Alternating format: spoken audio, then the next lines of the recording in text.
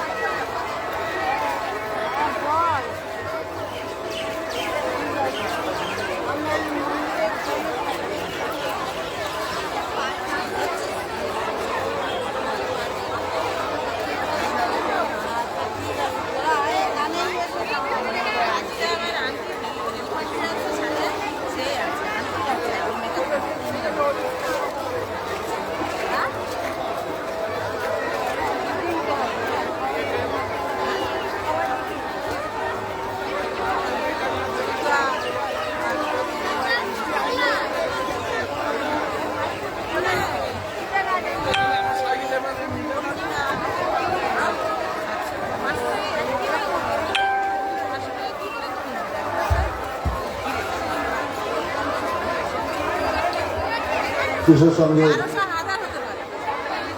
পরিচালনায় 48তম বর্ষের সর্বজনীন দুর্গোৎসবের আনুষ্ঠানিক শুভ সূচনায় মঞ্চে যে সমস্ত সম্মানীয় অতিথিরা রয়েছেন আমরা এখন তাদেরকে বরণ করে নেব। প্রথমেই বরণ করে নেওয়া হচ্ছে বারুইপুর পৌরসভার ৮ নম্বর ওয়ার্ডে সম্মানীয় পৌরমাতা শ্রীমতী মিতা দত্ত মহাশয়াকে।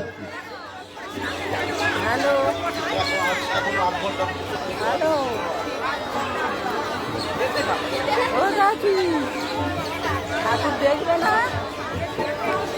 কি হচ্ছে বারাইপুর ঠাকুর দেখবে না?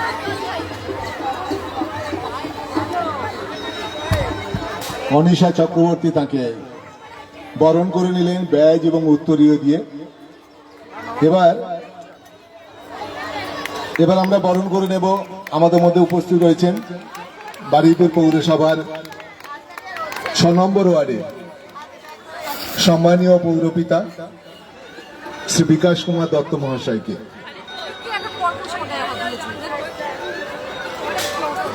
তাকে বরণ করে নিচ্ছেন পম্পি।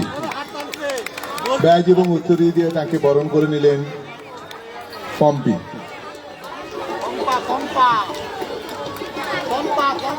পম্পা পম্পা মাফ করবেন, পম্পা।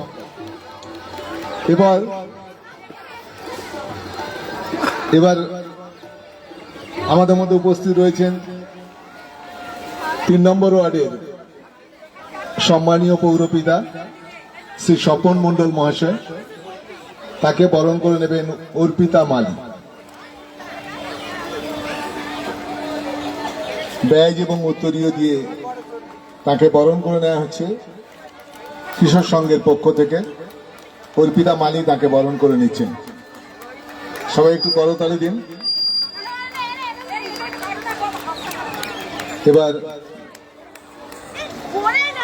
এবার আমাদের মধ্যে উপস্থিত রয়েছেন বারুইপুর পৌরসভার ১৬ নম্বর ওয়ার্ডের পৌরপিতা, সপ্তপল্লী সাধারণ দুর্গোৎসবের যিনি সর্বময় কর্তা শ্রী আশিস দেবরায়। আমরা এখন তাকে বরণ করে নেব।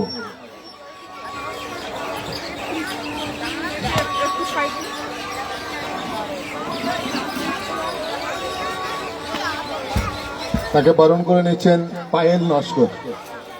ব্যাজ এবং উত্তরীয় দিয়ে বরণ করে নেওয়া হচ্ছে শ্রী আশিস দেবরায় মহাশয়কে।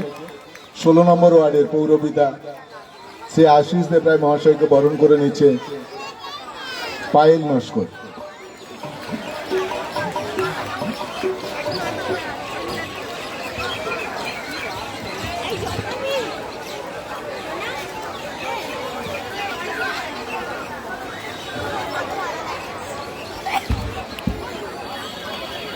এখন আজকের এই সুন্দর আনন্দঘন মুহূর্তে আমরা আমাদের যে সমস্ত সম্মানীয় অতিথিদের আমরা কাছে পেয়েছি, সাথে পেয়েছি, তাদের কাছ থেকে আমরা কিছু কথা শুনে নেব। প্রথমেই আজকের অনুষ্ঠানের প্রারম্ভিক বক্তব্য রাখার জন্য অনুরোধ করব বারুইপুর পৌরসভার ৩ নম্বর ওয়ার্ডের পৌরপিতা, যিনি দীর্ঘদিনের পৌরপিতা, আপনারা সবাই জানেন তাকে। পৌরসভার একটা গুরুত্বপূর্ণ দায়িত্ব তিনি ছিলেন এক সময়। আমাদের অত্যন্ত প্রিয় এবং শ্রদ্ধেয় শ্রী স্বপন মণ্ডল মহাশয়, তাকে কিছু বলার জন্য অনুরোধ করছি। নমস্কার প্রিয় সঞ্চালক, আজকের কিশোর সংঘের এখানে সভাপতি আছেন, সম্পাদক আছেন, কিশোর সংঘের সকল সভ্যবৃন্দ উপস্থিত আছেন ইতদ অঞ্চলের সকল মানুষজন, আমার মায়েরা, বোনেরা এবং ছোট্ট ছোট্ট ছেলে মেয়েরা। প্রথমেই তাদের শুভ চতুর্থীর শারদীয়ার শুভেচ্ছা জানাই।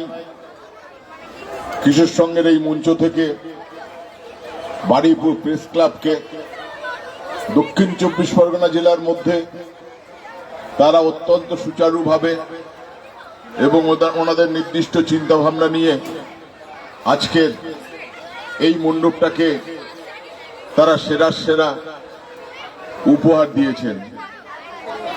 অত্যন্ত আনন্দ লাগলো যে সত্যি একটা সংকটময় মুহূর্তে, যে সময় আমরা আমাদের প্রাকৃতিক সৌন্দর্যকে হারিয়ে ফেলছি, যে সময় আমরা বিভিন্ন গাছপালা থেকে শুরু করে আমাদের ছোট্ট ছোট্ট ডোবা পুকুর থেকে শুরু করে সব নষ্ট করে যাচ্ছে, সেই সময় কিশোর সংঘের এই উদ্যোক্তারা একটা অত্যন্ত চিন্তা ভাবনার মধ্যে দিয়ে নতুন একটা দৃষ্টান্ত স্থাপন করেছেন। আজকের তাই এই মণ্ডপকে দক্ষিণ 24 পরগনা জেলার প্রেস ক্লাব সেরা তারা পুরস্কার দিয়েছেন। এই পুরস্কার প্রাপ্য কিশোর সংঘের সকল সদস্য যারা আছেন তাদেরকে আরো অনুপ্রাণিত করবেন, তারা আরো অনুপ্রাণিত হবেন এবং আগামী বছর যাতে তারা নতুন চিন্তা ভাবনার মধ্যে দিয়ে আরো যাতে তারা এগিয়ে যেতে পারেন, তারা তার পাথেও পাবেন। আজকে এই শারদ উৎসবে উদ্বোধনী অনুষ্ঠান যার জন্য আপনারা অপেক্ষা করছেন, আপনারা জানেন আমাদের প্রিয় বিধায়ক মাননীয় বিমান বন্দ্যোপাধ্যায় গত কয়েকদিন ধরে বারুইপুরের বিভিন্ন প্রান্তে তিনি একটার পর একটা উদ্বোধন করছেন। আজকের প্রচুর উদ্বোধন আছে, তিনি আর আমাদের কাছে যা খবর আছে আর অল্প কিছুক্ষণ সময়ের মধ্যে হয়তো উনি এসে পড়বেন। তাই আপনাদেরও ধৈর্যচ্যুতি অনেকের ঘটছে, কিন্তু কিছু করার নেই। এই ধরনের মানুষ, ভিআইপি মানুষ, তাদেরকে সকলেই চান তার এলাকায় আসুন, তার পাড়ায় আসুন। তাই আপনাদের ধৈর্যচ্যুতি হয়তো ঘটছে কিছুটা, বিশেষ করে আমাদের এই বাচ্চা ছেলে মেয়েরা যারা পারফরমেন্স করবে বলে সেজে গুজে বসে আছে, তাদেরও আমরা তাদের কাছে ক্ষমা প্রার্থী। আর কিছুক্ষণের মধ্যেই আমাদের প্রিয় বিধায়ক, আমাদের পশ্চিমবঙ্গ বিধানসভার মাননীয় অধ্যক্ষ বিমান বন্দ্যোপাধ্যায় এখানে উপস্থিত হবেন। আপনারা জানেন আমাদের রাজ্যে একটা সংকটময় মুহূর্তের মধ্যে দিয়ে আমরা চলছি, বিশেষ করে আমাদের বাংলা ভাষা নিয়ে, যে ভাষার উপরে সারা ভারতবর্ষের বেশ কয়েকটি রাজ্যের মানুষ তারা বাংলার মানুষকে নানানভাবে অত্যাচার করছে। সেই দিকটাও আমরা ওই পুজোর মধ্যে মানুষের কাছে তুলে ধরতে চাই যে বাঙালির সর্বশ্রেষ্ঠ উৎসব শারদ উৎসব আজকে সারা পশ্চিমবঙ্গ জুড়ে যেভাবে উন্মাদনায় আজকে তারা উৎসাহিত হচ্ছেন। আপনারা জানেন প্রাকৃতিক বিপর্যয়কে উপেক্ষা করে মানুষ রাস্তায় নেমেছেন। তৃতীয়া চতুর্থী থেকে শুরু করেছে, তারা ঢল নামছে রাস্তায়। তাই বাঙালিকে তারা দমিয়ে রাখতে পারবে না। বাঙালিকে যারাই তারা দমানোর চেষ্টা করুক না কেন, বাঙালির তার অস্তিত্ব বজায় থাকবে। আপনাদের সকলের শুভেচ্ছায় এবং অনুপ্রেরণায় আবারও আরেকবার কিশোর সংঘের সকল সভ্য যারা আছেন এবং সম্পাদক থেকে সভাপতি সবাইকেই ধন্যবাদ জানিয়ে আমি আমার ছোট্ট বক্তব্য শেষ করছি। নমস্কার, ধন্যবাদ। আন্তরিক শ্রদ্ধা এবং কৃতজ্ঞতা জানাই বারুইপুর পৌরসভার 3 নম্বর ওয়ার্ডের সম্মানীয় পৌরপিতা, আমাদের সবার অত্যন্ত শ্রদ্ধেয় শ্রী স্বপন মণ্ডল মহাশয়কে। তারও অনেক ব্যস্ততা রয়েছে, তার নিজের পুজো রয়েছে, আপনারা জানেন রামসাধন স্কুল মাঠে তাদের দীর্ঘদিনের পুজো, তো সেখানেও সাংস্কৃতিক অনুষ্ঠান অনুষ্ঠিত হচ্ছে। আমরা এখন আমাদের মধ্যে পেয়েছি সপ্তপল্লী সর্বজনীন দুর্গোৎসব, যেটি বিশ্বলক্ষ্মী তলায় হয়, আপনারা জানেন প্রাইমারি স্কুলের মাঠে। এবং সেই পুজোর গুরু দায়িত্ব যার কাঁধে, তিনি বারুইপুর পৌরসভার 16 নম্বর ওয়ার্ডের পৌরপিতা, আমাদের সবার অত্যন্ত প্রিয় সঞ্জুদা। একসময় চুটিয়ে ফুটবল খেলেছেন, ফুটবলার সঞ্জুদা হিসেবেই সবাই তাকে চেনেন। এখন প্রশাসনে এসেছেন বারুইপুর পৌরসভার 16 নম্বর ওয়ার্ডের দুবারের পৌরপিতা। তো এখন আমরা তার মুখ থেকে আজকের এই সুন্দর মুহূর্তে কিছু কথা শুনব। সঞ্জুদা। সঞ্চালক সুব্রত আর আপনাদের জনপ্রিয় পৌরপিতা কিশোর সংঘের সভাপতি স্বপন নস্কর মহাশয়, আর কিশোর সঙ্গে সকল সদস্যকে জানাই শুভ শারদীয়ার শুভেচ্ছা ও অভিনন্দন। আর আপনারা যারা সামনে বসে আছেন শুভ চতুর্থীর শুভেচ্ছা জানাই। এখানে প্রতি বছরই আমি আসি। এবছর যে ভাবনা স্বপনদার মাথায় এসছে বিপন্ন বিহঙ্গ, যেটা বলতে চাইছে যে পাখিদের থাকার জায়গা কমে যাচ্ছে, তার অনেক কারণ আছে। স্বপনদা বলছিল অনেক বিল্ডিং হয়ে যাচ্ছে। আমার তো মনে হয় পাখি গাছে বেশি থাকে। গাছ যেভাবে কাটছে, আমি সকল মানুষকে বলবো গাছ লাগান, প্রাণ বাঁচান। গাছ মানে অনেক রোগ ছাড়ায়। আপনারা পড়াশোনা করেছেন, আমরাও পড়াশোনা করেছি যে গাছ থাকলে মানুষের প্রাণ বাঁচে, গাছ না থাকলে একদিন মানুষ হারিয়ে যাবে। তাই এখানে ফুটিয়ে তুলেছে স্বপনদা যে পাখিরা তার বাসা খুঁজে পাচ্ছে না, সেটাকে ফেরানোর জন্য একটা আহ্বান জানাচ্ছে। যাই হোক, খুব সুন্দর প্যান্ডেল হয়েছে। প্যান্ডেলের ভিতরে আমরা ঢুকবো যখন বিমানটা ফিতে কাটবে। প্যান্ডেলের ভিতরে অনেক সুন্দর হয়েছে, আরো সুন্দর, আপনারাও দেখবেন। এই পুজো কটা দিন আপনারা আনন্দ উপভোগ করবেন। সকলকে বলবো এমন কিছু যেন না করেন যাতে কারোর আনন্দ যেন মাটি না হয়। পুজোটা ভালোভাবে কাটাবেন এই আশা রেখে আমি ছোট্ট বক্তব্য শেষ করছি। নমস্কার। আন্তরিক ধন্যবাদ এবং অভিনন্দন জানাই 16 নম্বর ওয়ার্ডের সম্মানীয় পৌরপিতা সঞ্জুদাকে, সে আশিস দেবরায় দীর্ঘক্ষণ আমাদের মধ্যে রয়েছেন। এটা এমন একটা পরিস্থিতি যেটা আমাদের হাতের মধ্যে নেই। আপনারা শুনলেন একটু আগে স্বপনদা বলছিলেন যে যিনি আজকের আমাদের উদ্বোধক, তিনি পশ্চিমবঙ্গ রাজ্য বিধানসভার সম্মানীয় অধ্যক্ষ। শুধু বারুইপুরের পুজো উদ্বোধনে তাকে ব্যস্ত থাকতে হয় না, সারা পশ্চিমবঙ্গের বিভিন্ন প্রান্ত থেকে তার ডাক আসে। তিনি বারুইপুরকে গুরুত্ব দিতে গিয়ে তাদেরকে উপেক্ষাই করেন। আসা যাওয়ার পথে সোনারপুরে দু একটি পুজো, যেমন আপনারা জানেন গড়িয়ার নবদুর্গা, এরকম দু একটি পুজো তিনি উদ্বোধনে ছিলেন। কিন্তু বেশিরভাগ সময় না, মানে পুরো সময়টাই প্রায় বারুইপুর পশ্চিম বিধানসভার যে সমস্ত পুজো, সেই পুজোর জন্য তিনি ব্যয় করেন।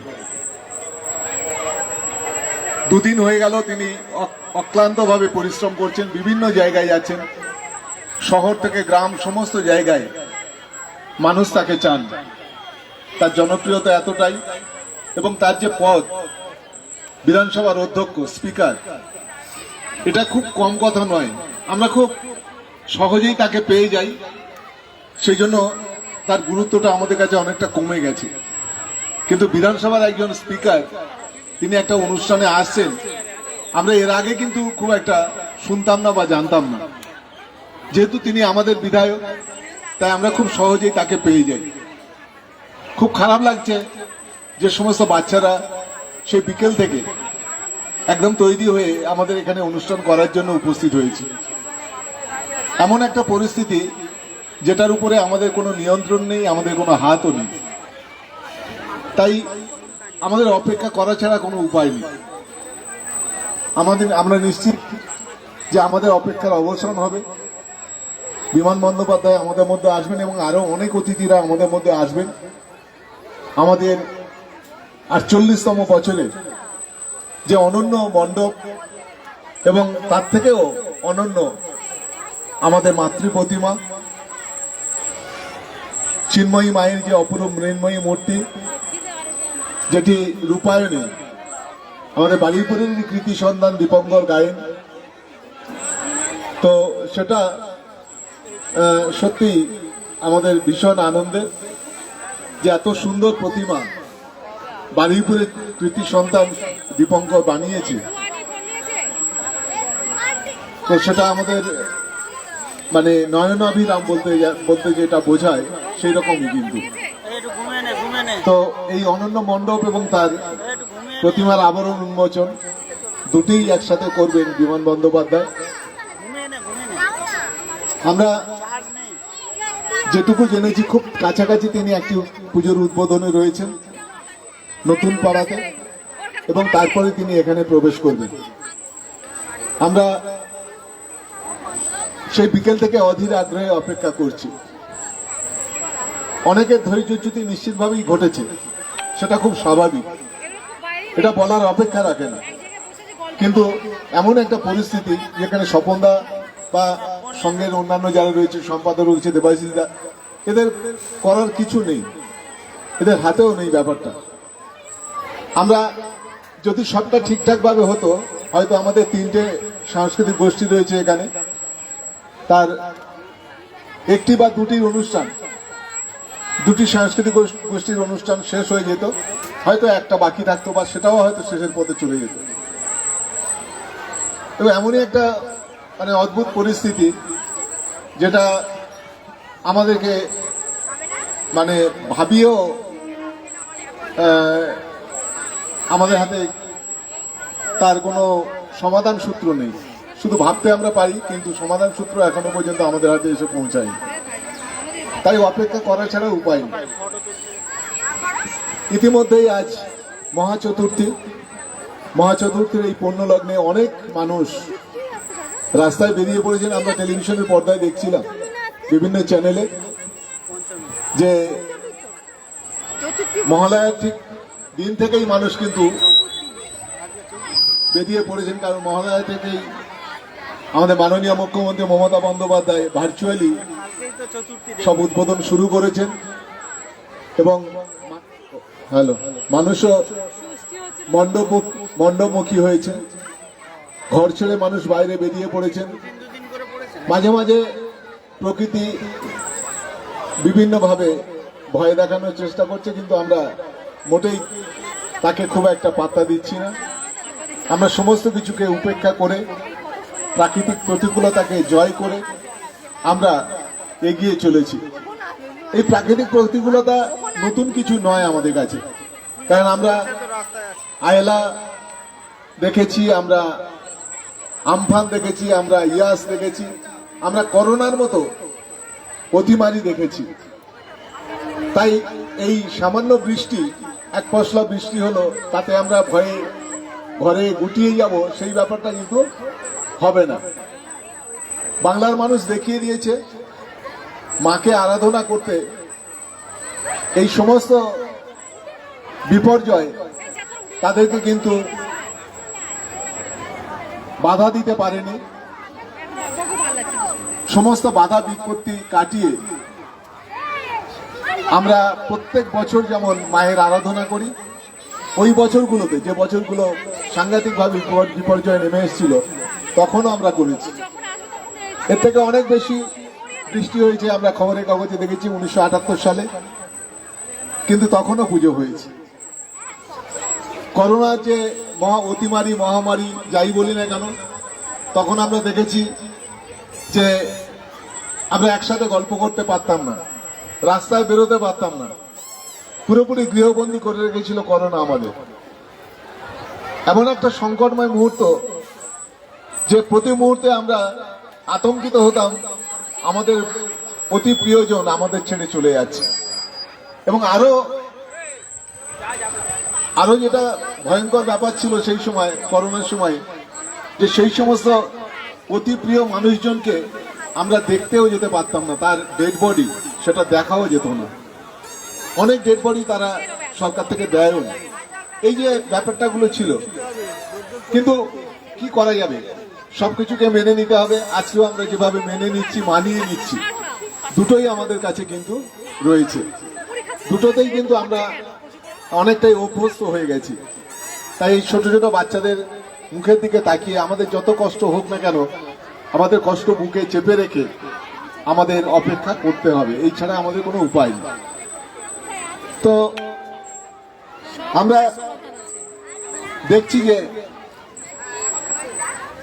গতকালকেও প্রচুর মানুষ বেরিয়েছেন, আজকেও কিন্তু অনেক মানুষ মণ্ডপমুখী হচ্ছেন। যে সমস্ত জায়গায় উদ্বোধন হয়ে গেছে সেই সমস্ত জায়গাতেও কিন্তু মানুষ প্রতিমা এবং মণ্ডপ দেখতে বেরিয়ে পড়েছেন।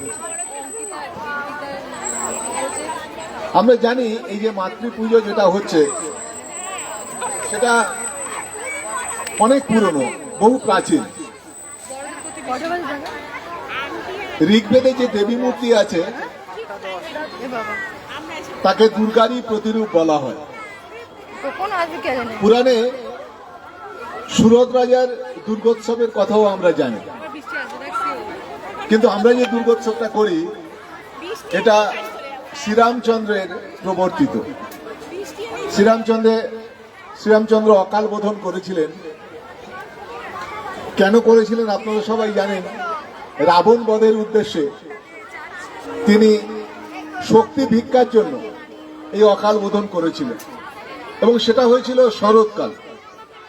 তাই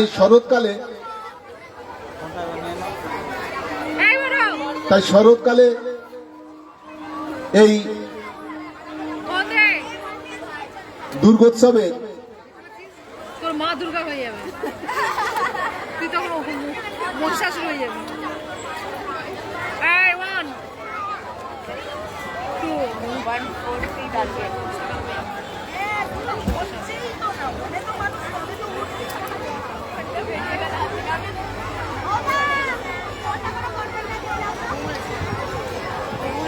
দেখ বৃষ্টি আসবে, দেখি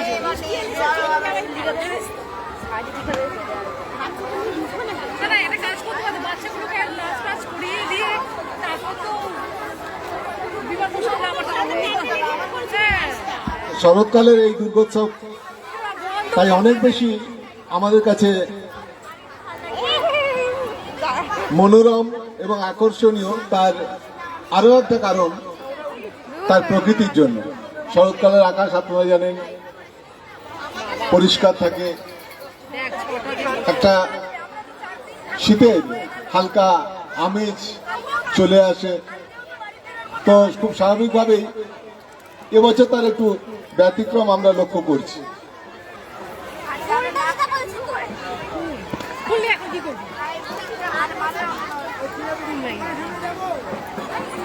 এসে গেছে ওখানে আসছে না, আসতে কতক্ষণ লাগবে? বৃষ্টি চলে আসছে, তখন আসে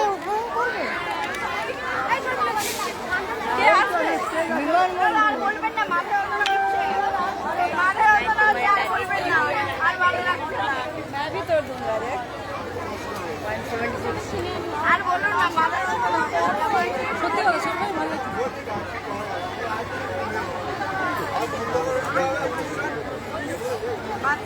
কেটে দিলে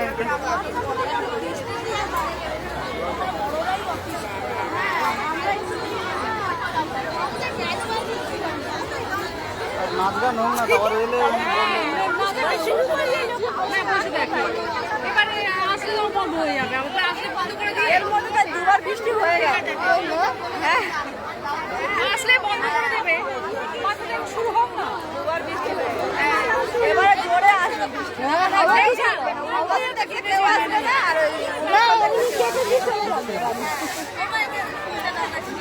দেখো এরা কখন থেকে সেজে বসে হালকা হয়ে যাবে তো। ফুচকার কি আছে রে?